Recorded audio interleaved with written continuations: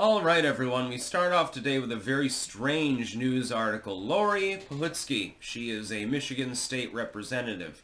She has chosen to be voluntarily sterilized for absolutely no reason whatsoever. Her apparent cover reason is, hey, Donald Trump is going to make me in Handmaid's Tale barefooting in the kitchen. Which is not something that the administration has actually suggested. What I suspect is that this is an attention-seeking move. What I suspect is that she didn't want kids to begin with, and she said, well, people on the left, generally speaking, because she's a far-left Democrat, they believe that Donald Trump is going to make the United States into Handmaid's Tale.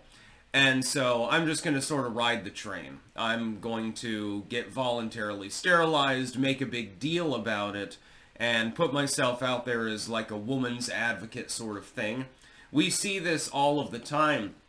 We see people taking up stances that they had anyway, but doing it very visibly in order to get political attention.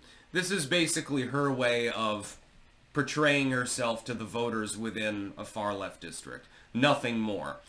It's nothing but political posturing. Donald Trump has been very, very consistent for a number of years that he is effectively pro-choice.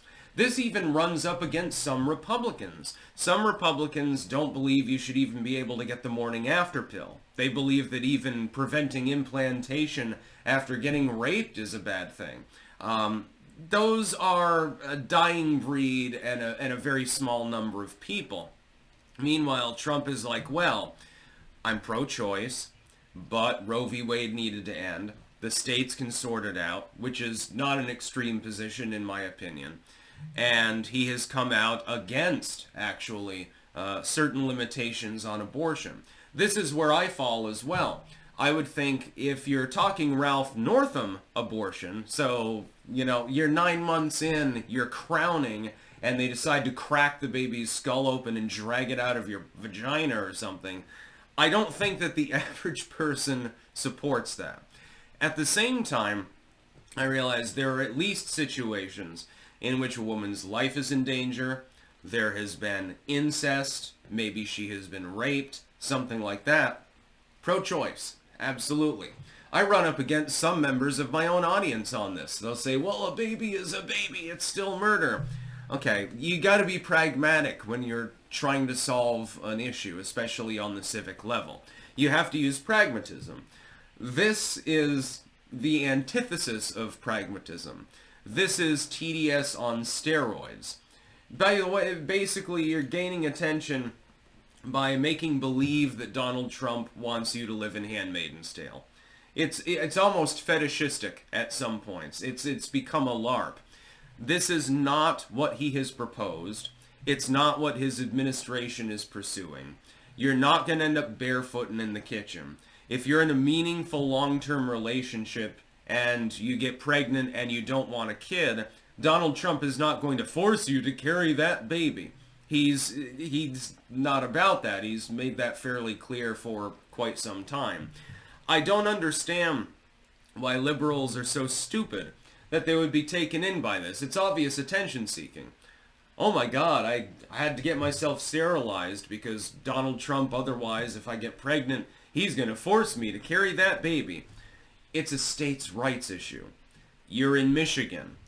I believe that Michigan is generally a pro-choice state. I'm pretty sure that it's not Wyoming, in other words, or Idaho or something like that. You'd have no problems. But they're pretending, effectively. People in far-left districts, especially within far-left states, are pretending that they're going to be enslaved and that their vaginas are basically currency. This is her own words, not mine. I'm being used as currency by the Trump administration. Where is the policy? Where exactly is it? I'm not seeing it. Because all I've seen is Donald Trump saying, at least within the first trimester, abortion should be fully legal, and afterwards, if a woman's life is in danger, it should be legal thereafter. He's talking about effectively like a 14-week limit or something like that. This is, by the way, effectively in line with most of the developed world. The United States under Roe v. Wade had the most permissive rules with regards to abortion pretty much anywhere in the goddamn world. There are like 2 other countries that are comparable, maybe 3 or 4. In Western Europe, for example, if you get pregnant, first trimester abortion is perfectly legal. There's nothing wrong with it. Virtually all of the countries, they support that. Second trimester, there's a cutoff point, though. And there are exceptions. If your life is in danger, you're going to imminently die. And you're not at the point where the infant is potentially viable, then you can get an abortion. You get blood poisoning. There's some sort of genetic incompatibility. There's some sort of horrible case, you got cry du chat or something like that, and so there's no possibility of the baby actually living or something like that. In some countries, severe autism would be on the table as well, which I have mixed feelings about. But there's a cutoff.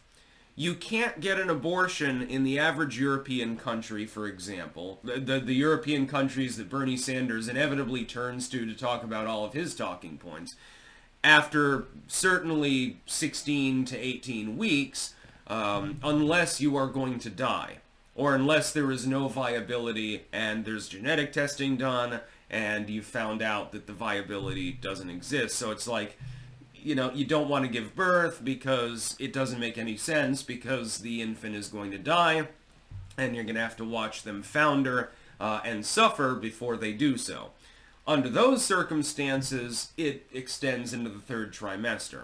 Under any other circumstances, generally it's about a 12 to 16 week knockoff point. This is basically what Donald Trump is proposing. Ironically enough, the liberals who want Ralph Northam-style abortion availability, so basically, you're giving birth? Well, you can go ahead and crack it in the head and just drag it out and throw it on the slab. That's perfectly fine. The average American, by the way, is deeply disturbed by this possibility. He's proposing effectively a Western European model with regards to abortion law. He's not putting you in Handmaid's Tale. He's dragging you into the modern century, actually. Away from, effectively, the eugenics era of the last century, with abortion, which was originally, by Sanger and others, geared towards destroying children from the lower class, actually. This is true. It almost hurts to admit it, because I'm no evangelical, I'm no conservative. But they're right on this particular issue. They are fundamentally correct. But it should be available.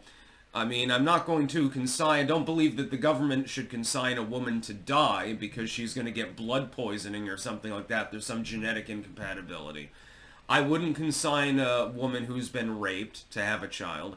I wouldn't consign a woman to have a baby that's clearly not going to survive or something like that. But there has to be, generally speaking, in normal cases, a cutoff point. With again, certain exceptions. It has to exist.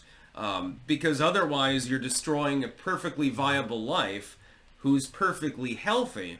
And that's inhumane, unethical. It makes absolutely no sense. I'm not going by a religious argument. I'm just saying that that person is now a person with full brain function, capable of existing outside of the womb. You're effectively violating their NAP, actually. The non-aggression principle, of course.